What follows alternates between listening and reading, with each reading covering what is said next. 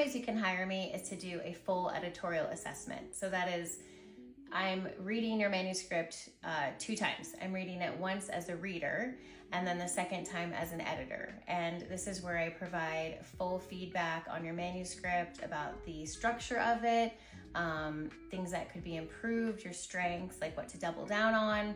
And I usually give like a 5 to 10 page document detailing all that with steps on how you can rewrite certain areas, maybe things to cut out completely, and then with next steps of what you should do after improving your manuscript after the assessment. If you need a developmental editor or just a copy editor maybe, or maybe even just a proofread, who knows if you're lucky.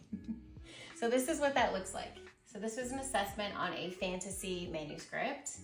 And I always say, I'm like, thank you for trusting me with this. And I give kind of a big picture overview of what I think about the manuscript as a publishing professional and a reader.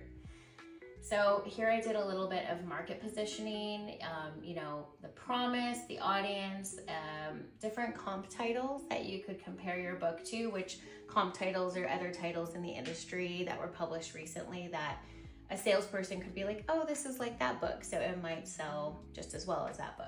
Then I dive into the developmental strengths, especially in fantasy. World building is a huge thing to take into consideration. Talk about what's working, what he should double down on. And then I talk about some opportunities where the manuscript could be stronger. So here, for example, the structure and pacing.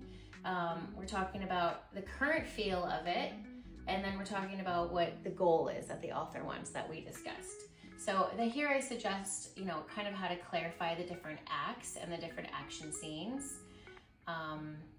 that he can take into consideration, that he can take it or leave it. I talk about point of view and have suggestions for that. Same with the character arcs for each character here. And also some of the language and readability, because especially in fantasy, sometimes people invent languages, they invent everything, right? So I am looking at that as a reader and I say if something might be confusing, maybe something they could clarify, new terms, even having a glossary in the front. I love when fantasy books have a glossary in the front of all the terms that they invented and the characters.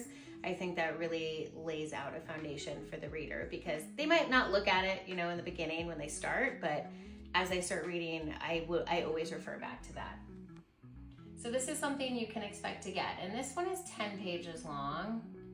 So, I have like the non-English words here. So and this one was, connecting fantasy, but also a lot of different cultures. So we were talking about that. So here I have a focused revision plan with 12 steps for him to follow. These include locking in the acts, choose point of view filters, doing a language sweep to make things consistent, a glossary rebuild, a cultural sensitivity pass, which I should do a video about that, and just, all these steps. And then he can take those and do those himself to the best of his ability. And that will save him money in the long run on hiring a developmental editor, because after that, he could either resubmit it to me for another assessment, and I could say, look, you're gonna save thousands of dollars. You won't have to get a developmental edit. You can go straight to a copy edit now because you did this assessment and took that advice.